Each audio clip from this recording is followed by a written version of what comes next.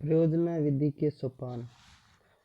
William Kilpatrick ने परियोजना विधि के 4 सोपान बताए हैं, जिसमें पहला सोपान होता है उद्देश्य या परिस्थिति का निर्माण करना, दूसरा होता है योजना बनाना, और जो तीसरा होता है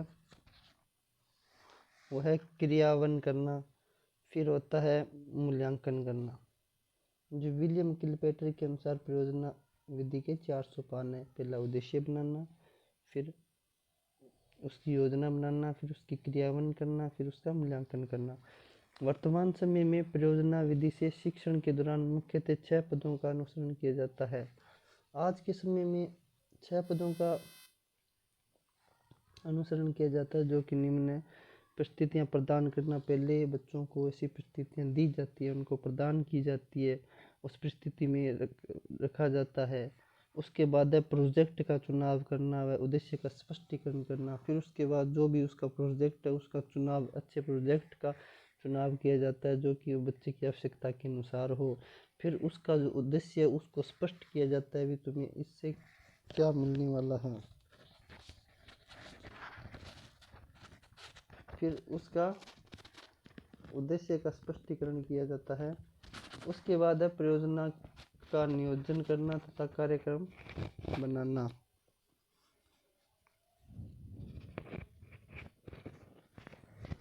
इसके बाद होता है परियोजना का नियोजन करना व कार्यक्रम बनाना।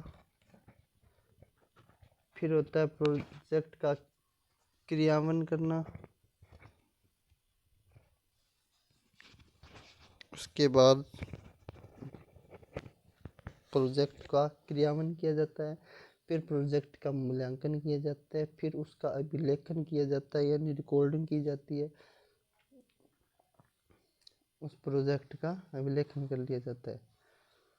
उसके बाद आते हैं प्रोजेक्ट के प्रकार कौन कौन से होते हैं।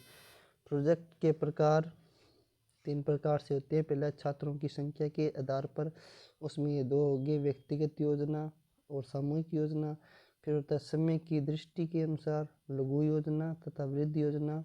लघु योजना हो जाएगी 2 से 7 दिन की, वृद्ध योजना हो जाएगी 7 से ज़्यादा दिन की। उद्देश्यों के आधार पर, उद्देश्य के आधार पर भौतिक वस्तु का निर्माण करना, सीखने की योजना बनाना तथा समस्यात्मक योजना बनाना। विभिन्न शिक्षा शास्त्रियों के अनुसार प्रोजेक्ट का वर्गीकरण।